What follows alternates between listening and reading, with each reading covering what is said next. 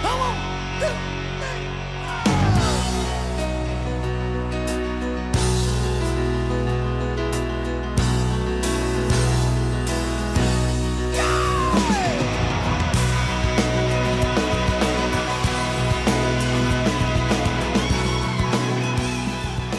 Good morning. Welcome back to the Broadcast Retirement Network. I'm Jeff Snyder. This is BRN Weekly for Saturday, December 11th, 2021. And our top story today, providing support for family caregivers. Joining me now to discuss this and a lot more, Laurel Whitman is the president of the Well Spouse Association. Laurel, it's great to see you again. Thanks so much for joining us on the program this morning. Thank you. It's great to be back. All right, so we have talked about caregiving, and we cannot do enough justice to this topic, and we can't give enough time for this topic. But let's talk about. I think we've covered the challenges that many people who are caregivers and family members have to go through. Let's talk about advocacy, because there are things that people can do today, whether it's joining a group like Well Spouse Association, supporting Well Spouse, or maybe informing public policymakers at the state and local and federal level. So what say you? What can we be doing to better serve caregivers? Yeah, this is a great topic. It's one I love. It's one that a lot of caregivers struggle with, as we struggle with so many things. You know, there are a lot of changes we would like to see in the world, and a lot of what we do is hidden. And it's hidden for various reasons. One, we're tired. It's personal to us. But the more things take place behind closed doors, the less change we can make. So I think it's a really important topic to cover. And I do think that people think about advocacy usually first in that political setting, right? Who you want to vote for. We get emails every day about contacting our Congress people and our senators and getting your voice heard that way. And those are really important avenues, but the wheels of change move very slowly in that arena. And it can be a confusing process, and you don't know how best to participate. So I thought maybe today we could talk a little about some ways outside of the political, and we can certainly circle back to that as well. Different ways that caregivers and frankly anyone can bring change about, and get their story heard. Well, certainly, and I think doing segments like this only helps to bring about change and shines a spotlight onto people like you and others. And quite frankly, I think we're all going to be there. We're all going to have family members. Either we're going to be provided to in terms of caregiving, or we're going to be giving caregiving. So if you're 20 years old or if you're 60 years old, this applies to you. So what are some things that we can do, the audience can do right now to affect change? Yeah, that's a great question. So one of the things we love with Well Spouse, our members and advocating for this, is to write things down. And I joke that the gateway drug to getting your story out there is to start by journaling. And that sounds, that's a recommendation you hear a lot. But it's a way of helping you process and put some polish around your story. And that's really writing for an audience of one. But what you can do is broaden that. With Well Spouse, we have a mainstay newsletter. It's published 6 times a year. We include stories from all of our members, and that's a way of going out to a very sympathetic audience. And then there have been a lot of memoirs and instructional books that have been written by people in our situation, and those are great too. And that's obviously, on a continuum, that's kind of the far end, getting yourself published for that kind of audience. But it's been a really great resource to be able to read those books and talk about them with our community. And then we have things like book discussions, and that helps put some more, put community around other people's work. You can discuss your own story, you can discuss theirs. That's been a really fabulous venue for us to help people start processing and getting the word out there. I think of other forms of art, right? Art is great because while you're creating it, it changes you. Right? So if you're a photographer, think of where your skills lie. If you're a photographer, put together a photo series of what life looks like for you. If you're a musician, these are simple things that people have time and talents that they maybe aren't bringing to the forefront because caregiving has taken that place. So that's certainly one arena. For me, volunteering for Well Spouse was my approach. I come from the corporate world, and there are skills I can bring to a small nonprofit organization. And, that's not for everyone, but it's been a really great venue for me. So I've been pleased with that in recent times. Other easy ways to contribute or to join support groups for whatever your illness is, or if you're a caregiver for the caregivers of that illness. Again, it's a way of telling your story and putting it out there. One thing that is a relatively new initiative with WellSpouse that I'm excited about is that we are curating a list of research and media opportunities for caregivers. So we are very frequently on the inbound side of requests from universities or from medical organizations or companies that want to make things better for caregivers and people with chronic illness. And that's a great way to participate. And, we maintain that list so it's specific to people in our situations. These might be short surveys, they might be panels, that you might join. They often come with payment. You get a gift card at the end for your time and your trouble. So I think that's a really great way for people to contribute. And it's a way that's not quite so public as some other methods, and then they can get more public. Talking with people like you, getting in front of the media is a great way to share your story. But obviously that takes a bit of finessing and knowing the right people and having the right message for their audience too. So. Yeah, I think those are all great. And what I like about technology is, and especially during this pandemic era, if there are some upsides, is that we can still communicate, whether it be through mediums like this, social media, blogs, as you're suggesting. And I really like how you're talking about engaging the corporate community. And I'm thinking, to me, I'm thinking about some of these pharmaceutical companies, medical companies, medical organizations. If they're out there watching, they can participate. They can help out by doing research, by having focus groups, participating in this community as well. Because again, to put a nice little cherry on it, or however you want to describe it, we're all going to be there. We're all going to be there in some capacity, either as a caregiver or a recipient of caregiving. That's exactly right. Yeah, and it's really important, I think, to listen to the caregiving audience. A lot of times what we find are people are coming to us with solutions that might not meet our needs. Come ask us. We are all there. Finding the time to sit down and have those conversations can be a little challenging, but there are a lot of us around. We can do that, and we can help you shape your story, your product, your service, so that it's successful for everyone. All of us want life to be easier when we're in this role, and there are a lot of really great ideas out there. So help us help you, basically, is kind of my message to those folks. Laurel, if people want to reach out to you and the WellSpouse community in particular, how do they do that? Yeah, well, my email is on the website, president@wellspouse.org, so that's very easy. And we have an office that can help coordinate those requests as well. I spend a lot of time on social media now myself. That's part of the outreach effort, and that falls under advocacy as well. So you can find us on Twitter and Reddit and Facebook and all the places that we spend our time online now. Yeah, well, certainly great work being done by you and the folks at WellSpouse and the community that you've built. And I think the sharing is important, because there are lessons to be learned that maybe you as a caregiver have derived. You can share that with others within the WellSpouse community, but also, to your point, if you are servicing this community as maybe you create medical devices, or you create pharmaceutical drugs this is perfect for you. Laura, we're going to have to leave it there. It's always a pleasure chatting with you. I always feel like really perked up and optimistic after I chat with you. Thanks so much for joining us, and we look forward to having you back on the program again very soon. Great, thanks. I'm pleased to be here as always. Well, thanks, Laurel. Great to see you. Thanks for sharing your perspective. And when we come back, we'll take a look at some of our best segments for the week. You're going to want to stay tuned right here on BRN Weekly.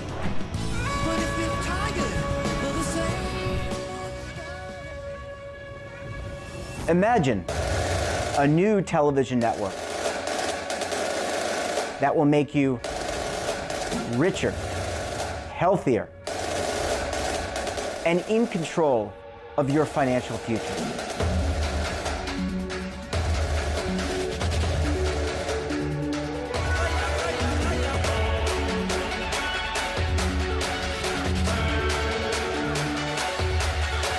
This network is for the policewoman in Nashville, Tennessee, the baker in Dubuque, Iowa, the teacher in Lexington, Kentucky.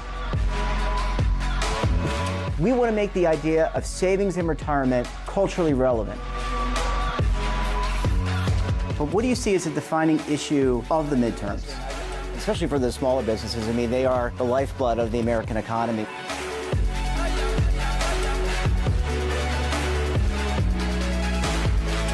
Featuring exclusive interviews, current affairs, and docuseries. 33 years old, you retired early. The philosophy is money only matters if it helps you live a life that you love. But you got to start thinking about retirement as soon as you get in. The Broadcast Retirement Network will drive very high engagement with premium partnerships. So this isn't retirement and savings for your parents or grandparents. This is for all Americans. And we're going to change the way you think about money.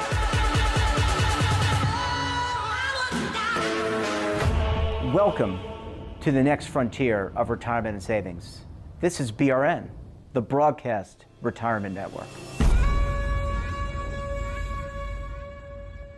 Are you stuck with a low credit score? A credit report and score that's causing you to be denied credit or pay higher interest rates than others for the same things? Then do what Terrence did and call Credit Repair for your free credit evaluation to help restore your credit. I started thinking about buying a new house, and my score wasn't where I needed it to be. I called and spoke with one of the representatives, and we just had a good conversation, and I liked what he was saying. Just one call for his free credit evaluation was all it took to start back on the track to repairing his credit. I'm seeing the deletions and I'm getting the report, so I know something's being done. It does make a difference to me. All it takes is one call to get started. Credit Repair has given me a second chance to have a better credit score. Don't let a low credit score hold you back another day. Do what Terrence did and make the call for your free credit evaluation. Call 800-819-4152. That's 800-819-4152. Again, 800-819-4152.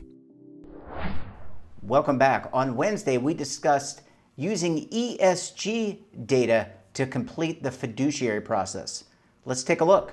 I'd say in the last 12 to 18 months, we're seeing a lot more interest from our advisor software clients and our advisor designees asking us about education, about help with investment policy statement creation, and also asking for data in the software to help them identify ESG investments. I believe it's really grassroots fundamentally. If you look at just where the focus is in the United States in 2021 versus 2020, there's a lot more concern, there's a lot more interest in environmental, social, and governance issues. So it absolutely is coming from plan participants and also individual wealth clients. So FI360 not only provides solutions for those advisors that work with 401k plans, but also foundations and endowments and also wealth accounts. And we're seeing an increasing interest from wealth advisors in those solutions. And they're telling us that individual wealth clients are asking more about these investments in their portfolios today.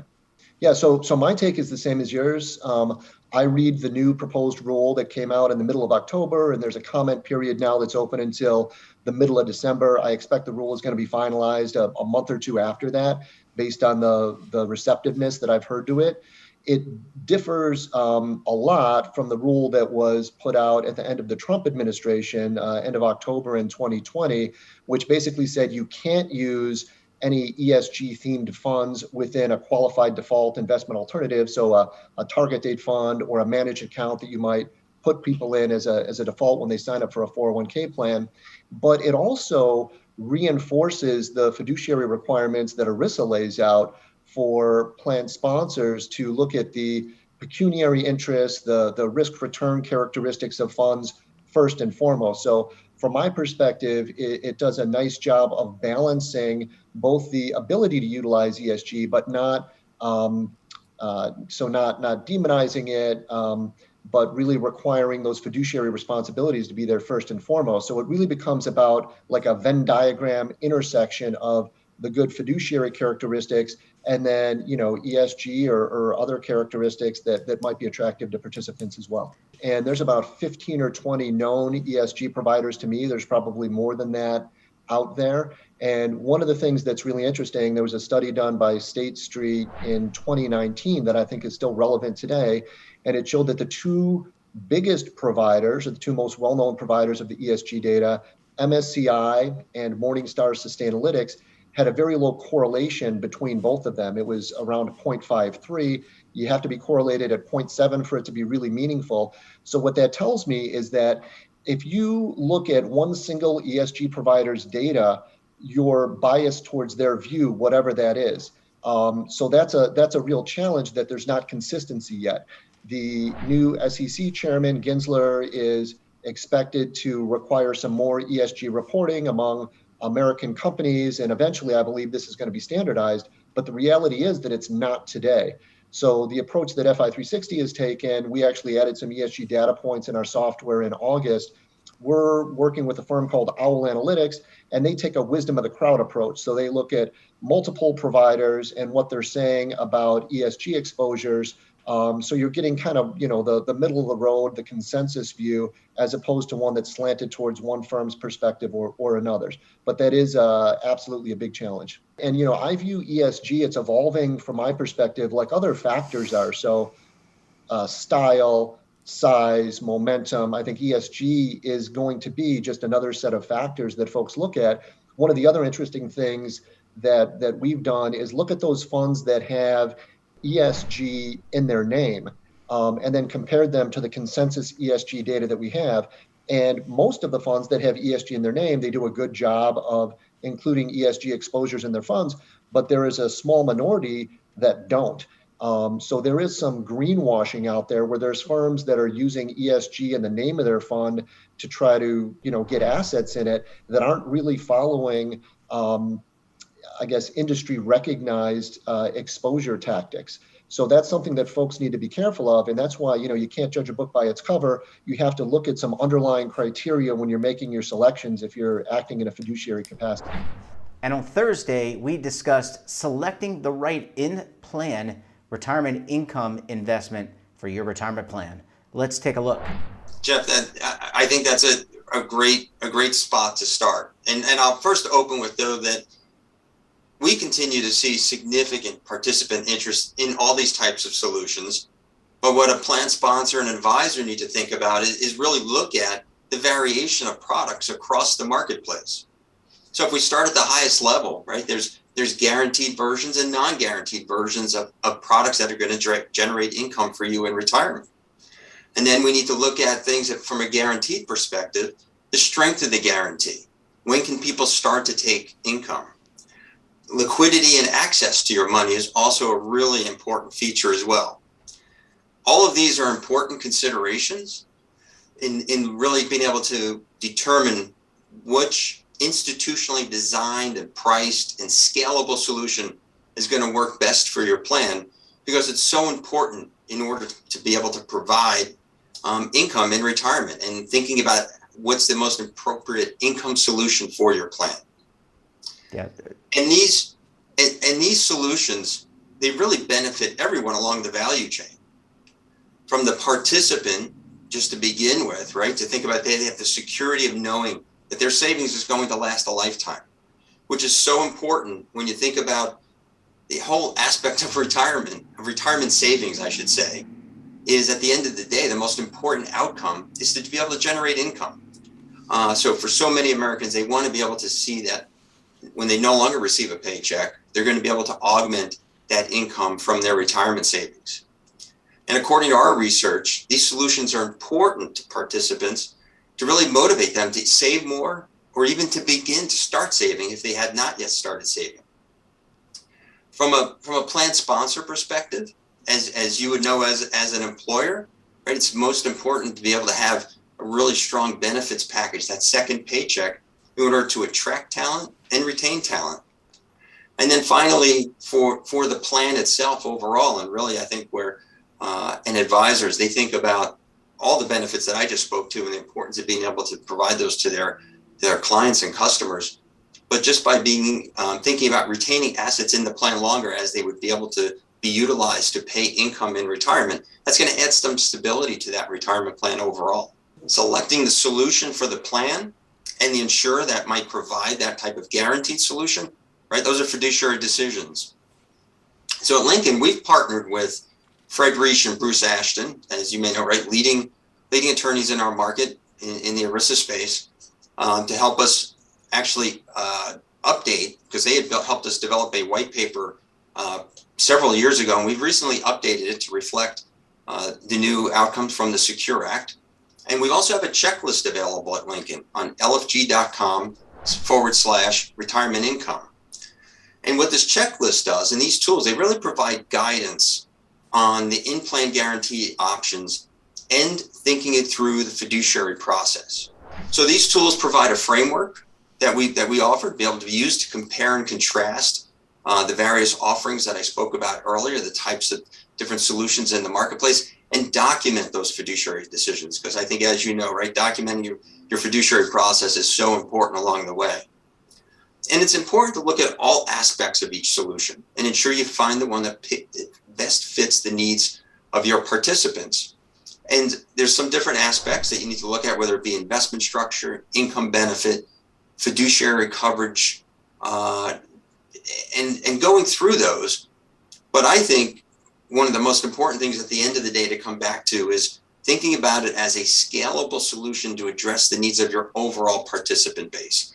Right? This is for many participants in the plans, this is going to be their second paycheck after Social Security. So I think you start with plan sponsors working side by side with their record keeper to ensure that they've got ongoing education that's going to cover all aspects of their retirement plan, including a retirement income solution. So some examples of that here at Lincoln, what we do in our high-tech, high-touch model, where we augment that high touch, is really a representation of the retirement consultants that we make available to meet with participants one-on-one. And we take that framework and we utilize an omni-channel approach, which means that we're willing to meet with participants when and where they want to meet, whether it's online, whether it's over the phone, or one-on-one with the retirement consultant. With in-plan income, it's likely a new option for many of these participants. They haven't seen it before. So this education is even more important. Now, if we pivot from the plan sponsor, the other aspect besides education is to think about plan design. And a plan sponsor has some options here, because a lot of these income default investment alternatives, QDIAs, in particular target date funds. We see target date fund solutions that now provide an opportunity to generate income in retirement. So you might want to set up and make it a default option within the plan and really create a guided solution for the participants in the plan.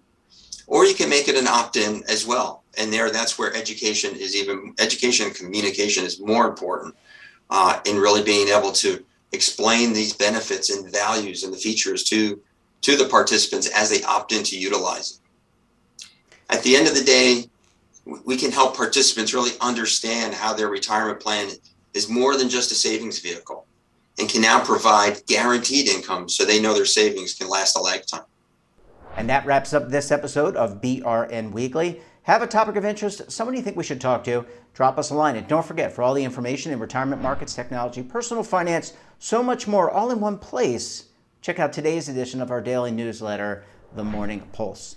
Want to see our latest content or search our archives? Visit our streaming partners, Roku, Amazon, and over 100 smart TV and streaming platforms. We're back again tomorrow, this time for BRN Sunday. I'll be joined by members of the media, academia, financial services to discuss all the latest news. Until then, I'm Jeff Snyder. Stay safe, keep on saving, and don't forget, roll with the changes.